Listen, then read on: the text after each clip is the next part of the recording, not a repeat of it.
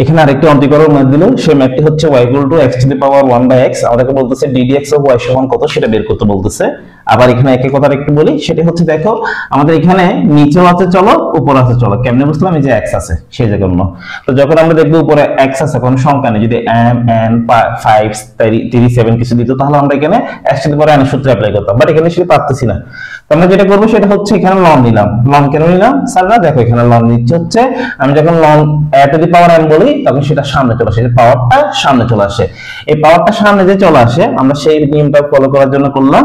এখানে আমরা loan 1x to the power 1/x, আমাদের এই 1/x টা সামনে চলে আসলো। তাহলে আমাদের এখন জিনিসটা হলো কি, এটা একটার সাথে 1/x এর সাথে আমার ln x টা গুণ অবস্থায় আছে।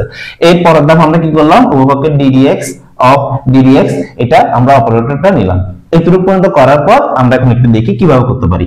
আমাদের এখানে আছে একটা ln y, আমরা যদি এখানে দেখি ln x এর যেটা সূত্র সেটা হচ্ছে 1/x। তো আমি এই পার্টটাকে, এই y টাকে আমি মনে মনে যদি x মনে করি, তাহলে আমি x মনে করে যদি অঙ্কটা করার চেষ্টা করি, তাহলে লিখতে হবে আমাকে 1/x। তাহলে 1/x এর জায়গায় আমরা লিখবো 1/y। আমরা 1/y লিখলাম, কিন্তু দেখো আমার এখানে আমি যেটাকে x মনে করছিলাম সেটা x না, সেজন্য আমাকে, অর্থাৎ আমি y কে x মনে করছিলাম, সেজন্য আমাকে ddx of y টা লিখতে হবে। যদি আমরা খেয়াল করি এখানে দেখো, এখানে আমার এটা হচ্ছে এই 1/x এর সাথে ln x টা কি অবস্থা আছে? গুণ অবস্থা আছে। যদি গুণ অবস্থা থাকে তাহলে আমরা কোন সূত্র অ্যাপ্লাই করব? u/v সূত্র অ্যাপ্লাই করব। আমরা যদি এখানে একটু খেয়াল করি ddx of u/v, আমরা u ddx of v, v ddx of u, অর্থাৎ যেটা করতেছি সেটা হচ্ছে প্রথম রাশিকে রেখে দ্বিতীয় রাশিকে ডিফারেন্সিয়েট করতেছি, আবার দ্বিতীয় রাশিকে রেখে প্রথম রাশিকে ডিফারেন্সিয়েট করতেছি। তাহলে আমাদের সেই অনুসারে যদি করি, দেখো আমরা এখানে 1/x আমরা সেটা লিখলাম, এটাকে রাখলাম, আমরা ডিফারেন্সিয়েট করব কাকে? ওই ddx of এই যে ln x আছে সেটাকে, অর্থাৎ প্রথম রাশিকে রেখে দ্বিতীয় রাশিকে।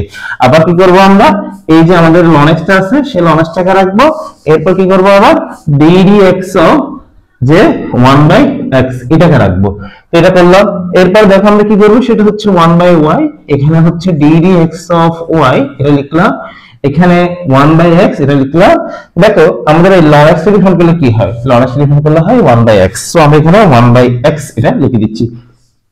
এরপর যেটা করবো সেটা হচ্ছে দেখো আমাদের এখানে আছে হচ্ছে ln x, এরপর এখানে যদি দেখি 1/x, এই 1/x এর ডিফারেন্ট করলে হচ্ছে -1/x²।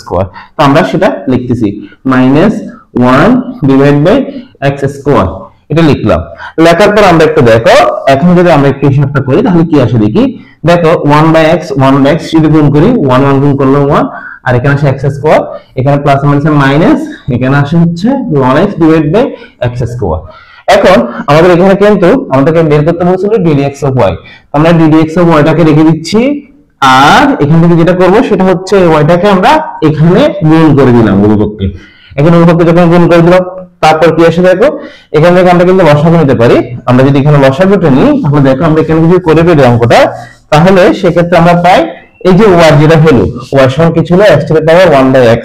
তাহলে আমরা এটা লিখে দিচ্ছি x to the power 1/x, আর এখানে পাচ্ছি হচ্ছে লসাগু যদি নিই তাহলে আসে হচ্ছে x² 1 ln x।